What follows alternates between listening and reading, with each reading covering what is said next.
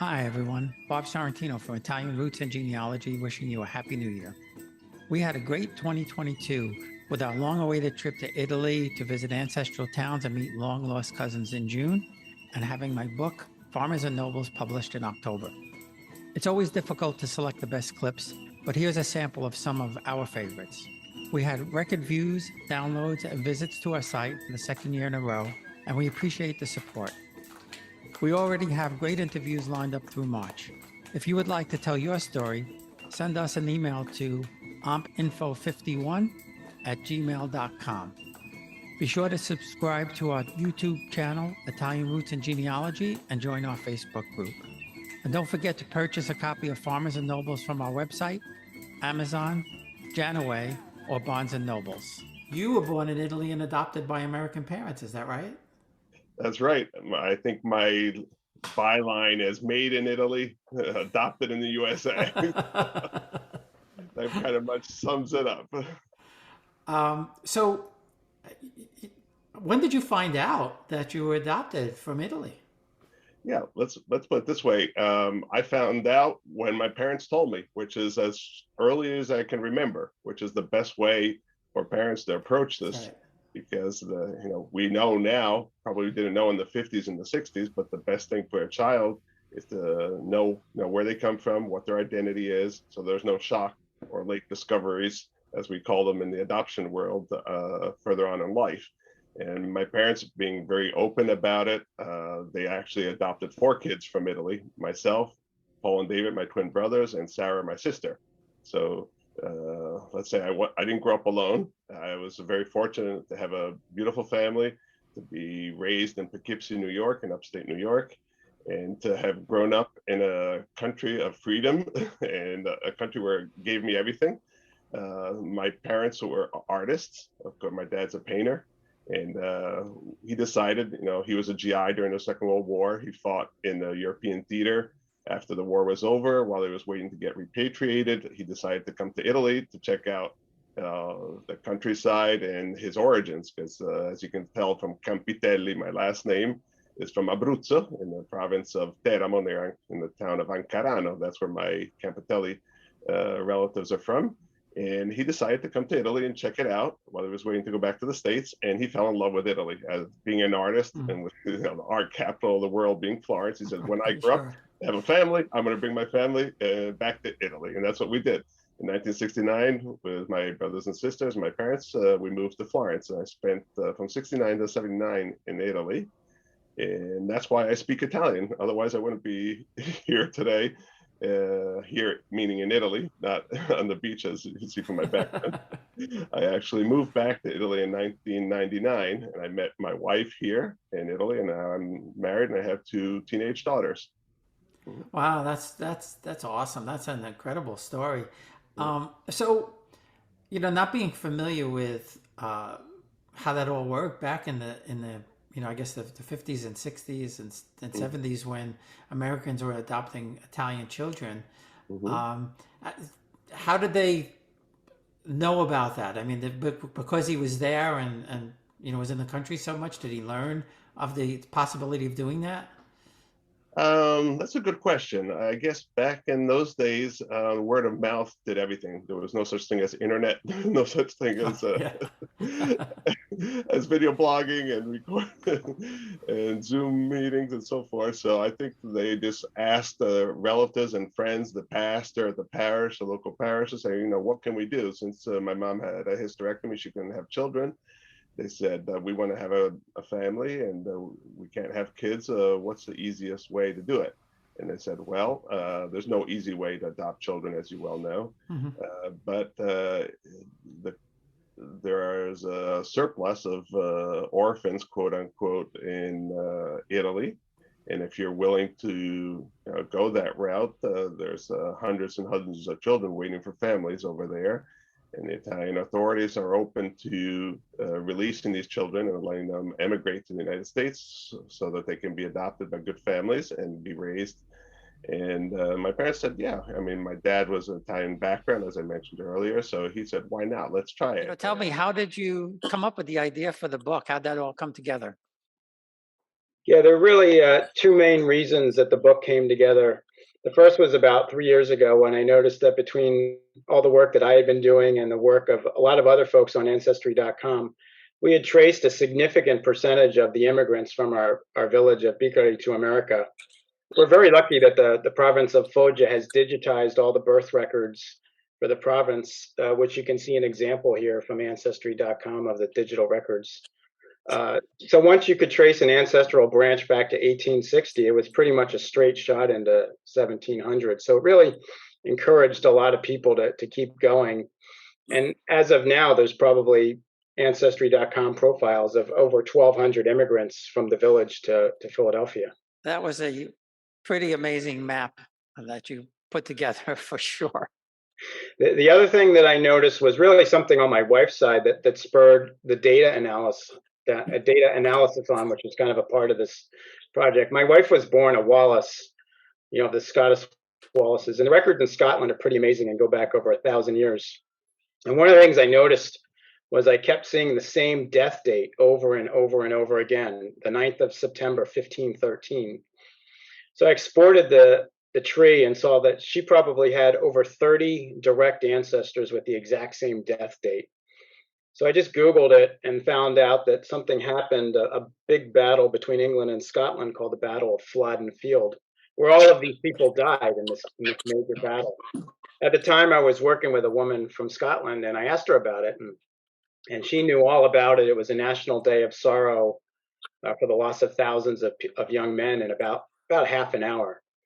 And knowing how important Scottish immigration was to the founding of America, I suspect there's millions of people in this country whose ancestors come from the folks that died, in Flodden Field. So with that term, with all of that data, I coined the term big data genealogy, where you can analyze data to just bring more stories to light as opposed to just having names and birth dates. There really is a lot out there in looking at the data trends. That's something that I kind of found. I didn't have a lot of information like that, but when I came across an old will that was translated, it was really amazing because you start to get the character of the people. Yeah, exactly.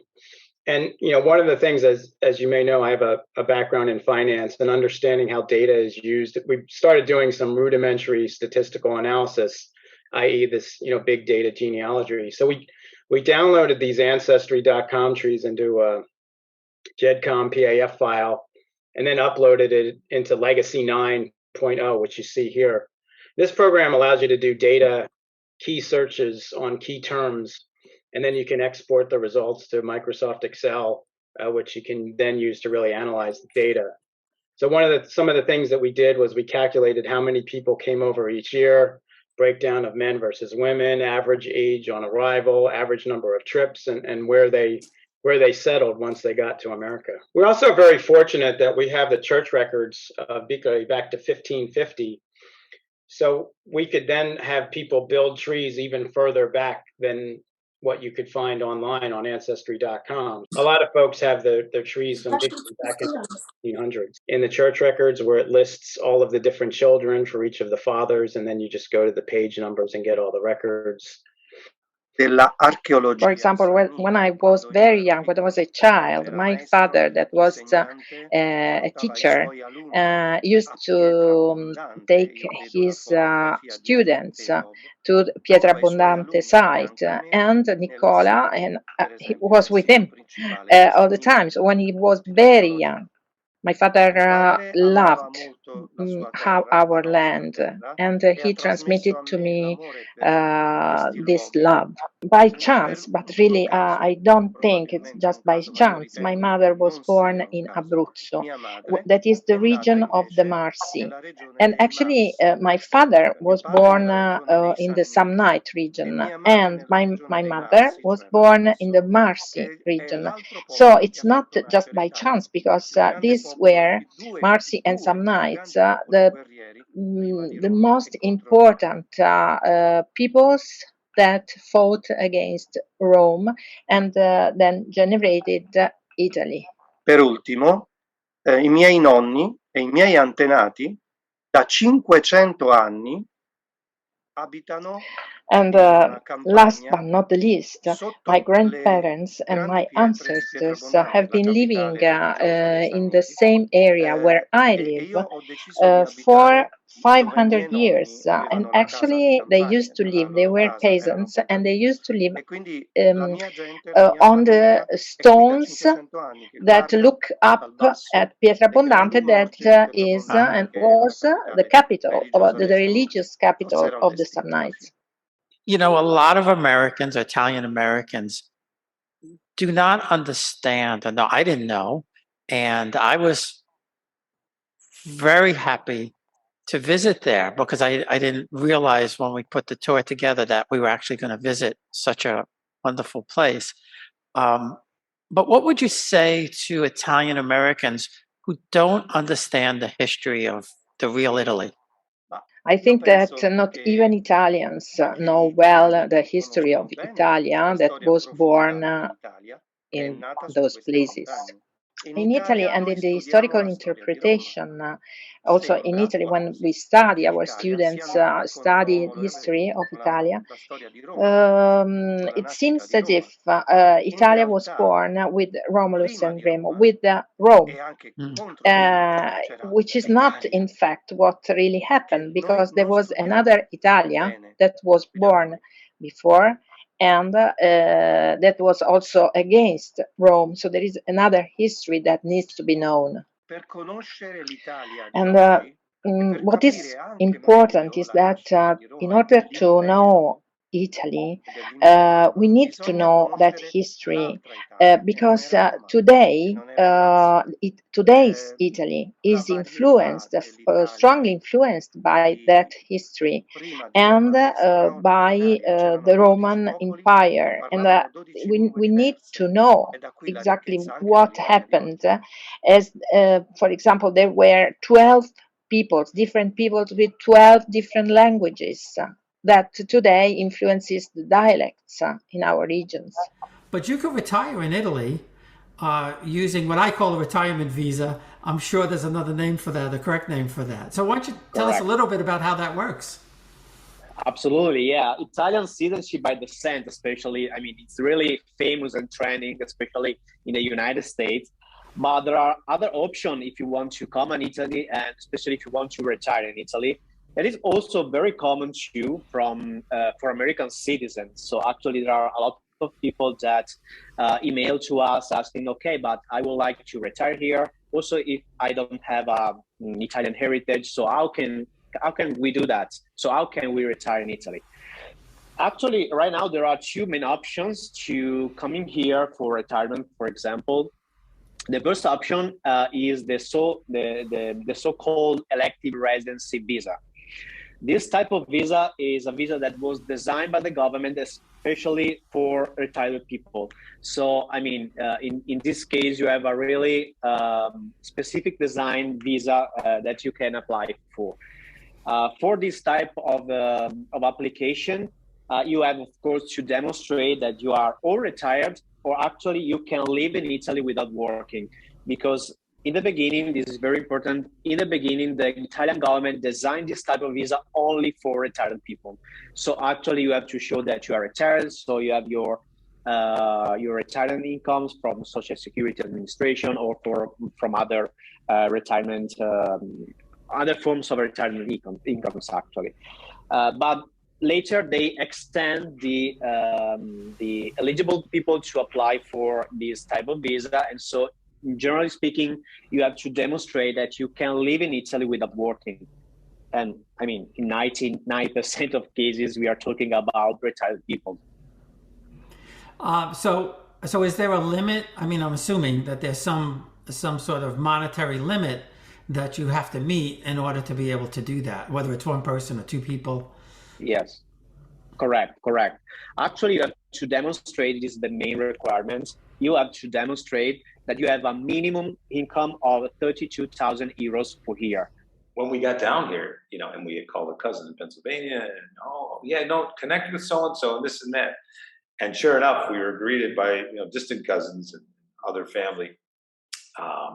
And we just had a wonderful time. And then we realized we should have put that on the list first, because we only had like 3 days But we really fell in love with the place, and then, of course, realized this is where my mother's grandmother was from, and her grandfather, and so it really struck a chord, you know. And so the fiance and myself, Nancy, we got invited back the next year from some of the family that we had met. They said, "Oh, my son's getting married. No, you should come to the wedding," you know. So we did, and we got an Airbnb, you know, we got a B&B. But then we started looking. Oh, these properties, you know, they're kind of nice. And, Yeah. and again, Nancy just was like, I love this place. We should do this. So we started buying a property, you know, and we had some help because one of the distant relatives is a lawyer to help us with the purchasing of the property. We'll be right back. Experience Italy like never before, traveling with a scheduled group or create your own bespoke tour with friends with philitaly.com. Pack your bags and follow Phil. That's www.philitaly.co.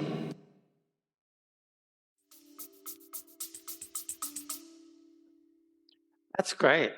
Yeah, I mean that's just fabulous. You know, we came back with the same thing. We were back. I don't think we were back a day, and we were walking down the street, and we live in a very quiet place in New Jersey, Bradley Beach, and especially in the winter, there's nobody here. The summer people go home and everything. But we were walking down the street, and my wife says, "I can't believe we're back here. We're not there anymore." Oh, yeah. And she says, "I wish we were there." I says, "Be careful of what you ask for." I said, "We may." I said, "I'm ready to Yeah. go. I'll pack up everything and go." Well, I know it seems that way because once you do it a few times, the flight really isn't that bad, and then you realize it's not that hard to get there. I mean, you pay more to go to California from the East Coast. Yeah. So, and the flights nowadays are you know, kind of, they're, you know, financially feasible, and they're quick, and they're pretty comfortable. So you know, before you know, you can get here pretty easy. I know a lot of people are going to be interested in this. So how did you find the place? Did you get a real estate? Did you just go traveling around town? Or? Well, again, fortunate because we had some family that knew somebody who was planning. They knew that they had moved away north, and they had a place. Now I have two places, but so the first place we bought, they knew that they kind of wanted to get rid of it. It's kind of a beach house down by the sea. So we investigated that, and they were, sure enough, they were like, "Yeah, no, we've been trying to sell it." So what was exciting, and we realized, is that there are a lot of places to sell here, but they're also very sleepy little towns that, you know, the tourists don't really even come down to Calabria. I mean, let's face it, it's all mostly agriculture. And so there's not a lot of people coming here. It's rare for anybody to say they went there to see the sights. Although I love the sights. The sights are unbelievable there. Yeah, because it's all ancient. Yeah. And it's open, and it's more like archaeological parks. And, everything is more open air type of stuff. The national park, and it's a more natural environment. You could walking on trails, and the old, you know, the rocks and the waterfalls, and of course the sea. The beaches are beautiful over here. Yeah. Nice sandy. So, anyways, we went for it. And it's a small place. It's really, you know, you're at the beach all day. You go there, you got your bedroom, you got your bathroom, and you got a little sitting room with a kind of a galley kitchen. So we got that, yeah, first. Right, and so now the second place, you're renovating the second place, correct? Yeah, that's where I am now. You can probably tell it's a little echoey because we don't have all the furniture in it. I don't know. You can hear me okay though, right? I mean, no, you sound good. You sound like, you know, we okay. have a little reverb on your voice, so it sounds really good. Oh, it's better. Okay. Yes, not all the furniture's in. We're waiting for the kitchen to come in. But it's a great place. It overlooks the Castellino Plaza here, which, you know, is kind of a public square. But because it's such a sleepy little town, not much happens down there, but it's nice. It's open. There's like 7 churches in the area. And we started about a year ago to really work on it. There happens to be a small apartment attached to it that we now we have the one down by the sea listed as an Airbnb. The other one is not, well, we're just finishing it. Actually, my son is in town. He's down by the sea right now. And so, he was in there. And then we have like a main house that has bigger rooms as a sojourner, like the living room with an attached bathroom and a large kitchen. And we have a terrace and we can go up to the rooftop. And we have a balcony out front and we have a couple large bedrooms. So it's a lot, but it's it's built to last 1,000 years. So it's structurally sound. There's no problems there. It was just upgrading it. Yeah. Yeah, that's awesome. So to that point, doing the work and upgrading is the two questions really is one, compared to the States, is it expensive? And two, are you able to find the workers to do it? Yeah.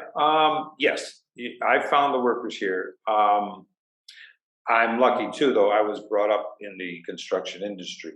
My grandfather and my father and my brother and my brother-in-law, we had a family business in the electrical field, electrical contracting. And then I developed that more and I got into building and I got licensed as a builder and throughout my career and as a building inspector. So I know construction and I know project management.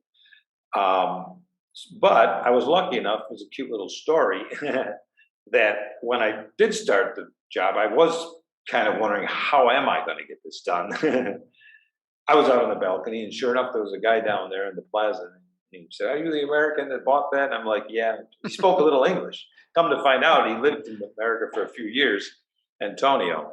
And I said, and he was right away. He was kind of like, "Well, if you need any help," and I'm like, "Come on up." And he's a godsend, really. He had all the tools. And he helped him with the way things are done here. Because I was trying to kind of insert my experience, but it hadn't been in Europe, and it hadn't been working on homes that were built to last 500 years. So there was a little bit of a learning curve, but the principles are the same. Although the electricity, of course, is 220 volts instead of our usual, and I was interested. It was kind of surprised to find out all my equipment, whether it was my plumbing, kitchen faucets, and cabinets, and even my tools I was buying, screwdrivers, so much. It's all made in Italy. I mean, they make so much stuff here. All my electrical equipment, all my heating and air conditioning. I mean, some of it may be assembled, like a lot of places in China or something, but a lot of Italian goods. And and slowly, Antonio, of course, helped me connect with the hardware store people and other tradesmen around. We needed, some special doors.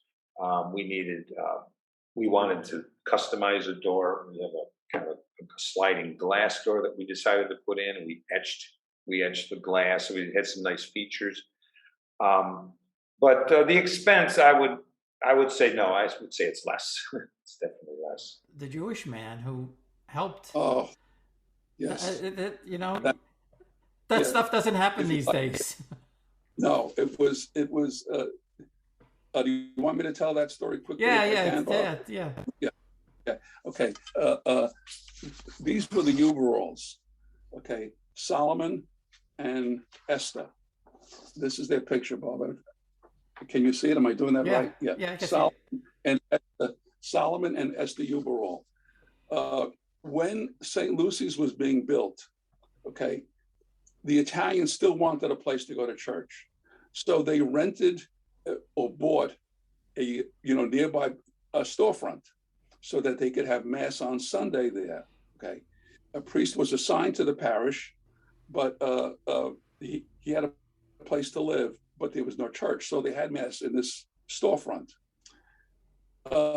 They had to buy it, okay, and they put down a small amount of money because they were spending their money on the church, and they got a huge mortgage for them at the time, huge, to be paid in 1913. Now this is 1904. they presumed by 1913 the place would be built. You know, we could sell the building and then satisfy the mortgage. By 1913, they hadn't got the marble from Italy yet for the main altar, so the church couldn't be built. The mortgage was due, and a Father Caruana from Malta was assigned as the pastor. He had to pay the mortgage, or they would lose the storefront. You know, just to make it quick, he went for a walk in the neighborhood trying to raise money. He couldn't. He went into the Uberall store. Now, the Uberalls, Esther and Solomon, were a newly married couple. And they had a notion store on Myrtle Avenue, Bob. Myrtle and between Kent and Franklin. And again, this is 1913. And he went in and Solomon said to Father George, Father, why are you so sad? And he explained to him he needed the money. He needed $500, which to them was a lot of money at the time, Bob. They, you know, he said, or we're going to lose the place where we say Mass on Sunday. Solomon says, I'll take care of it, Father. Father George just says, okay, you know, assuming that, you know, that Solomon was just being nice. Esther said to him, where are we going to get the money? But they did. Solomon went from family member to family member, and he hocked their wedding gifts. He got the $500. He lent it to Father George. He paid off the mortgage, and every Monday morning after Sunday collection, Father George would go and pay off part of that $500 debt to Solomon and Esther.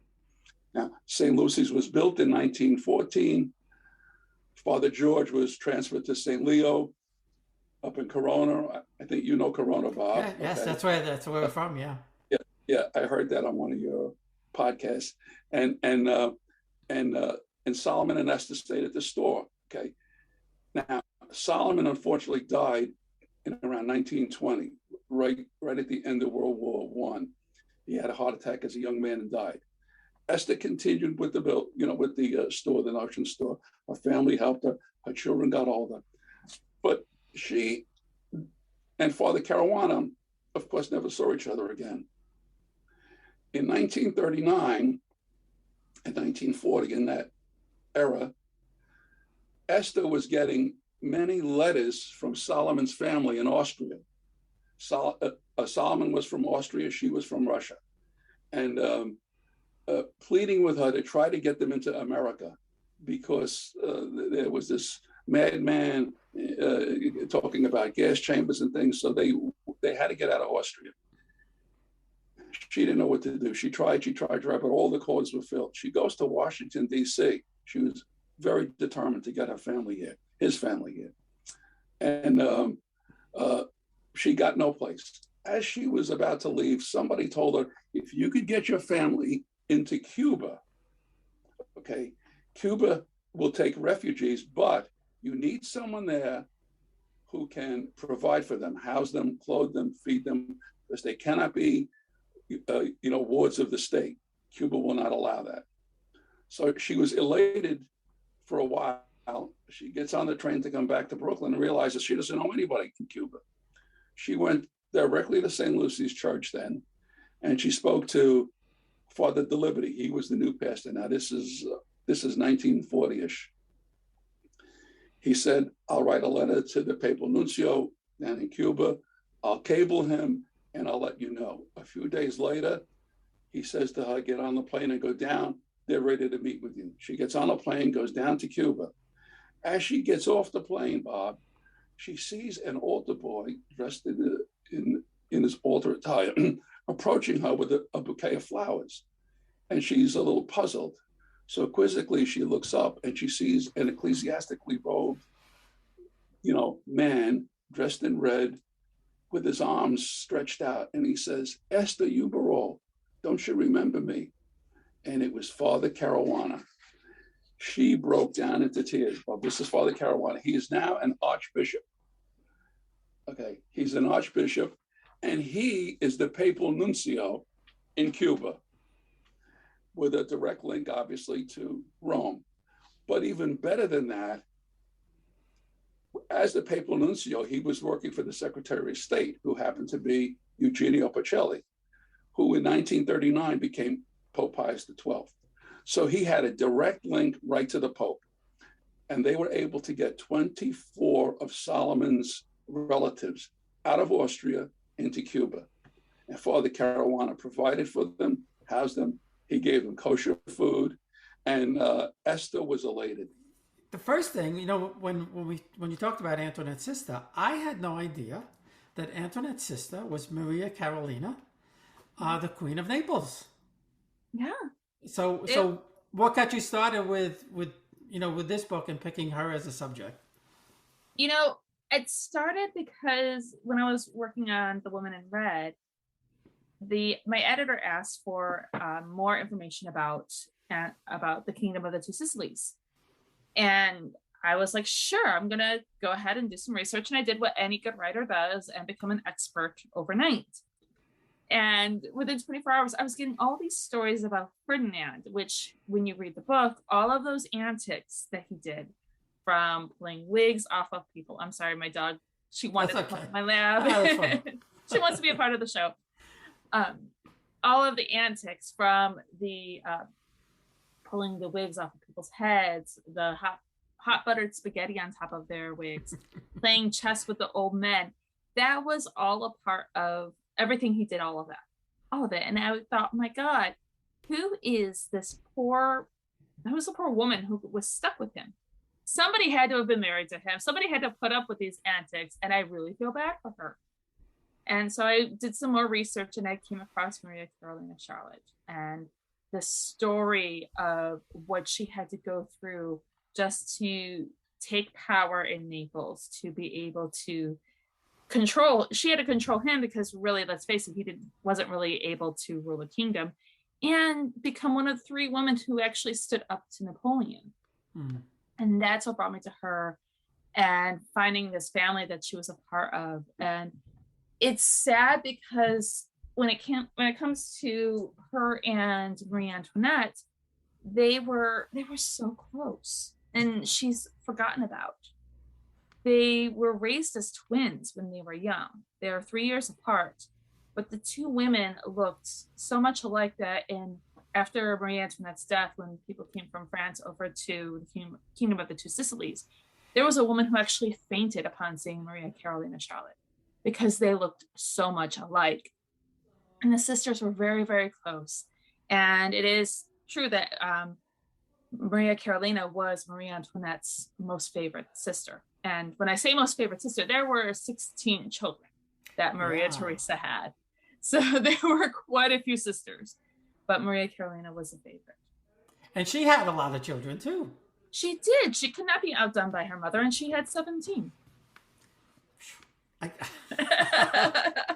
I guess if you have the servants and the nannies and all that, it's not so exactly, bad. Exactly. I don't even have one yet. I'm like, my God.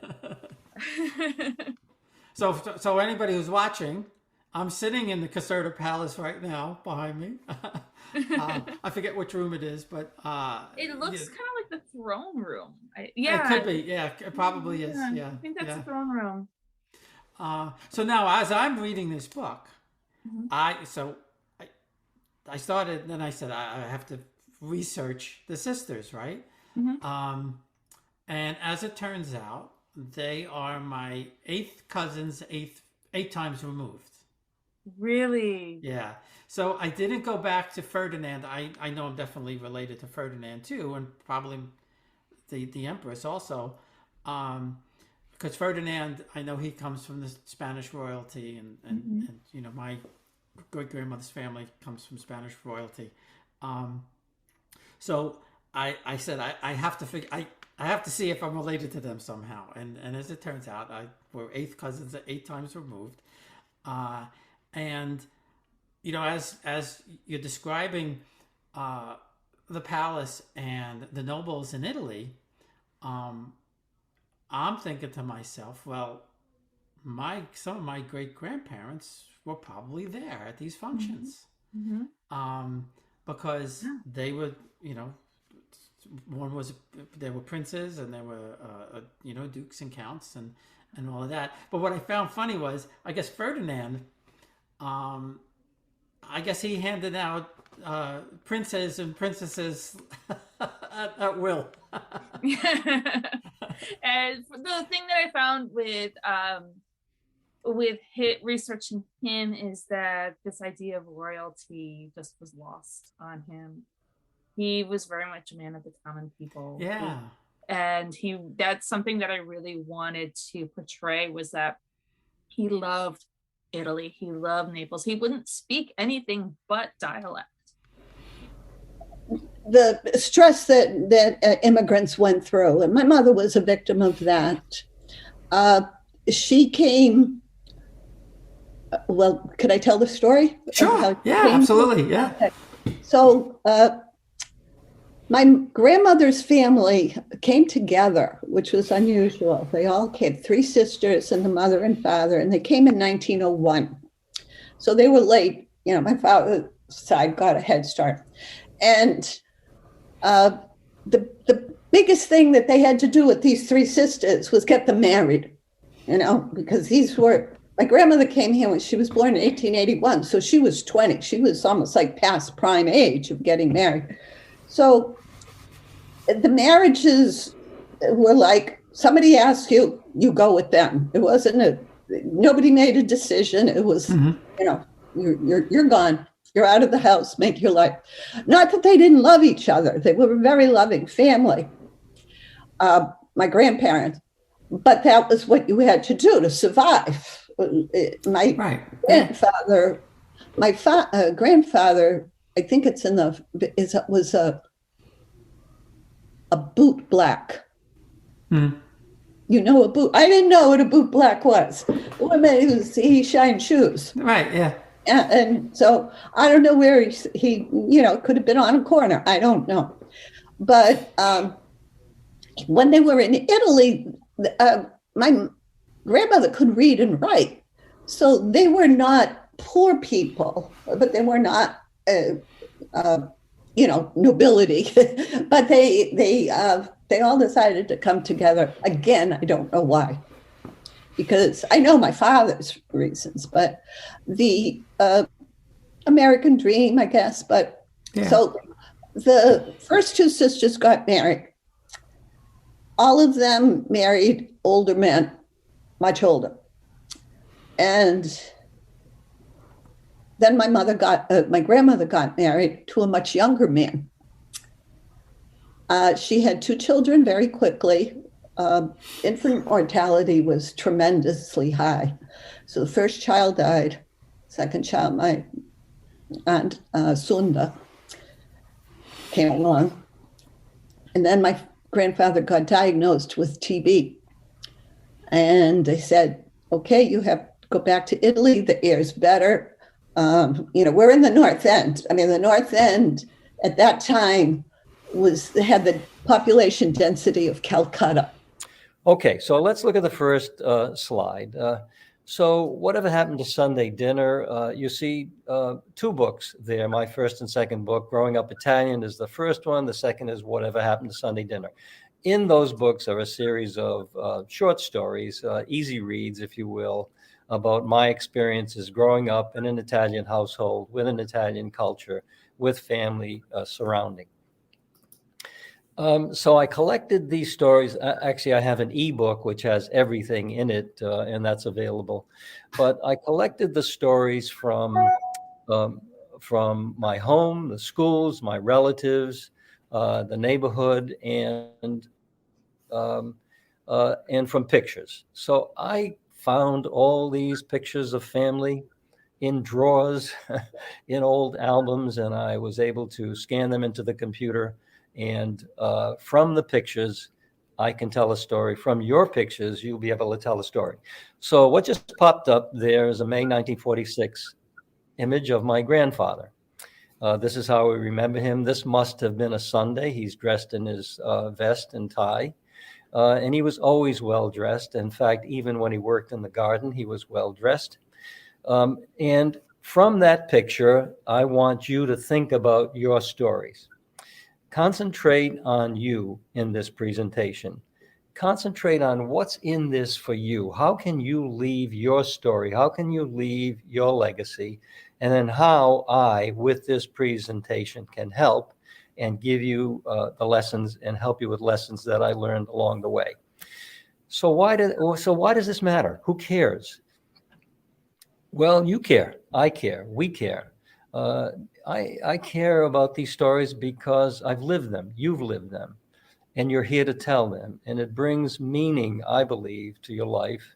And it becomes your story when you shape it. That's why the stories matter. There's a picture of, that's me right there in the junior high school dance. And I can tell a story from that.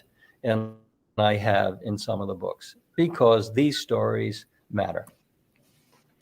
So my first book of growing up Italian, people say, how do you remember all these stories? Well, I was fortunate to grow up in a three-story home with my grandparents on the second floor. We lived on the third floor, my brother and I and parents, and I had an aunt and uncle and their 3 children on the first floor. So it was a compound. It was a family compound. I was the only child in that house for 6 years. So I have a lot of great memories. And I have a lot of relatives I can rely on for research. I had 2 elderly cousins who I could pick up the phone and say, was this the way it happened? And I also did my research from newspaper articles, coincident with the time, magazines. The library is a great resource when you think you're stuck in pictures, as I said, are critical. Remember, when you're writing a memoir, you're writing truth. When you write an autobiography, you're writing fact. So there's a big difference. So people say to me, how do you remember those conversations from when you were 10 years old? Well, that's what I remember. That's not the actual conversation, but that is the truth of what went on. So from the pictures like this, there's my grandfather. When he worked in the garden, that's how he looked. So I often wonder if he came back today and saw me in front of my fig tree here, dressed in shorts and a golf shirt and sneakers, something he would never quite understand. And I want you to look at this picture and tell me if you can tell this story. And I would say that you could. What are these kids doing? Look at the looks on their faces. Look at the dress. It's period dress. What year do you think this happened? They're, of course, playing chestnuts. And who's concentrating on hitting that chestnut, et cetera, et cetera. And these pictures. So how important is this picture? Look here at this picture on your left. That's my father right there. That's his father. This is not his mother. That is my father's 16-year-old sister. At the birth of their last child, the mother passed away. So he lost his wife, and my aunt raised all these kids and lived long enough to see them pass away. She lived to 100 years old. But what else can you tell about this picture? What day is it? Well, it's a Sunday. Were they happy? Was it hot? You can bet your life they weren't happy, and they didn't want to be there for that picture. So there's a story of a family right in that picture. Oh, look at my mother's family here. They didn't have any money. They were poor immigrants. But on this summer Sunday, they were probably at the shore. This is my grandfather, who you saw in the previous picture. Look at these sailing caps. So they probably took a trolley to the beach shore for the Sunday afternoon. That's my grandfather, my grandmother, and my great-grandparents, her parents, my grandmother's parents. We're here. So another story that I can write from that picture. And these pictures, you all have these pictures. Look at my father. He's a working man. He's proud of his dress. You think he's a Gatsby kind of guy, but he's just a working man. Or my mother and her friends. Look how very well dressed they were. And my father and his friends, here's my dad here, having fun. All these pictures tell a story. From these pictures, I remember things. Of course, I don't remember this, but this is my grandfather when he was young and left, when he was in Italy. But this story of these Italians in the old country, if you will, tells a story. Look at this kid. three-piece suit, and a fob. Look at his father's hand on his shoulder. What is this telling you? What do you and look at the serious faces. In all those pictures, the Italians never smiled. So I always, when the audience is live, I always ask them, why didn't the Italians smile? And the answers I get are, well, they had bad teeth. No, that wasn't the case. Well, they were there for a long time because it took a long time to take a picture and they weren't happy. No. Well, they were poor and they weren't happy. No. They didn't smile because they didn't smile. That was their culture. Being serious for a photo was how they thought you should behave. So again, a photo that tells a story. This is a great photo of Mulberry Street in New York, in the Italian section of New York. This picture is taken by a great sociologist and photographer named Jacob Riss, R-I-I-S, and tell a story from this. So what do you see? What day is this? Well, it's shopping day. Look how well dressed these poor immigrants are. What else do you see? People in tenements, no electricity, but they come out on this day, probably a Saturday, to buy their wares. Now I want you to look at this kid here. I'm going to focus on him just for a minute. And then from him, you can see these people. Again, nobody smiling.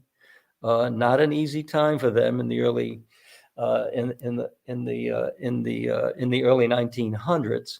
But yet they're all out conversing, shopping, and, if you will, having fun in the way that they could under difficult circumstances. Look at these kids here in New York. Look how well dressed they are. These are all immigrant children looking and listening to the organ grinder. Again, another story. For those of you from Rhode Island, this is Providence, Rhode Island in 1903. Well, we were doing a little better. We had electricity. Again, people on a shopping day, look how well dressed they are. And we had trolley tracks and a trolley that went down the main street.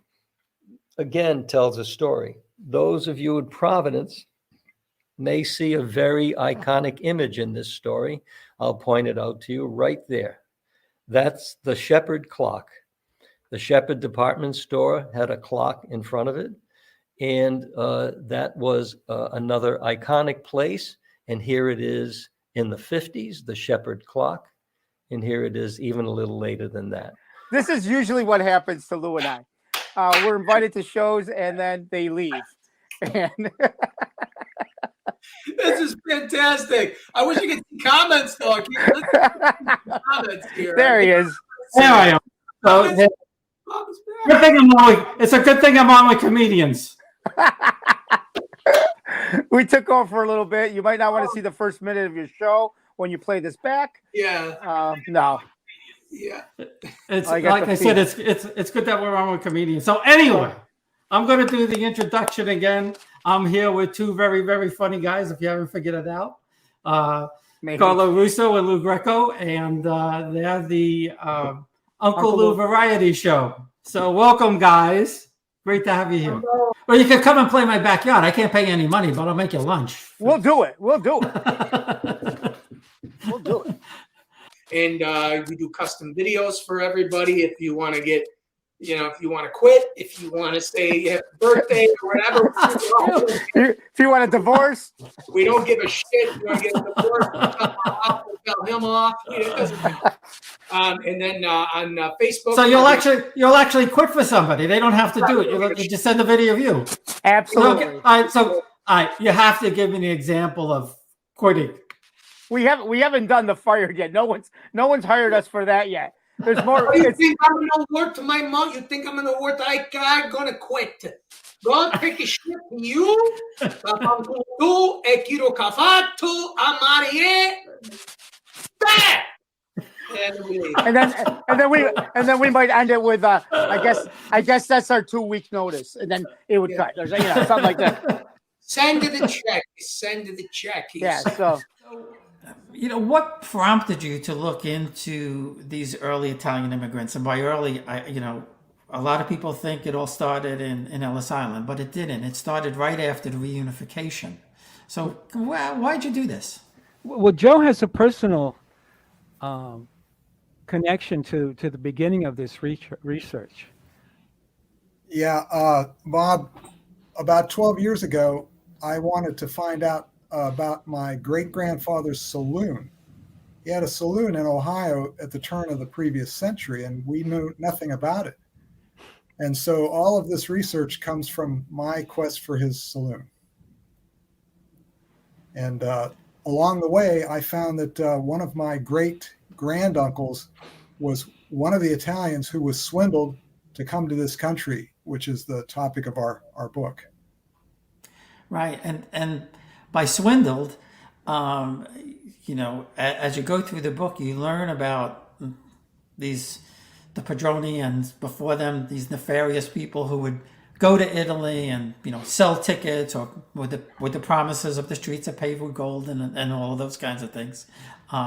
So why did that start? I mean, what prompted these people to do this kind of stuff? Well, there were conditions that came from the unification of Italy. There were 3 wars of Italian independence. And when the southern part of Italy was annexed to create the Kingdom of Italy, that set off a lot of shockwaves because what it did was it ended feudalism. And in feudalism, there was some stability for peasants, especially the poorest peasants. And it was a kingdom. The kingdom of the 2 Sicilies is what was defeated and annexed to the new Kingdom of Italy, to make the new Kingdom of Italy in 1861. And it was just a whole new economy, and in the new Kingdom of Italy, the leadership fell to a different social class, and it created a lot of really bad situations for the southern part of Italy, sometimes called the Mezzogiorno. And you know, whenever there's chaos, there are always parasites. There are always people who can make a buck off of it.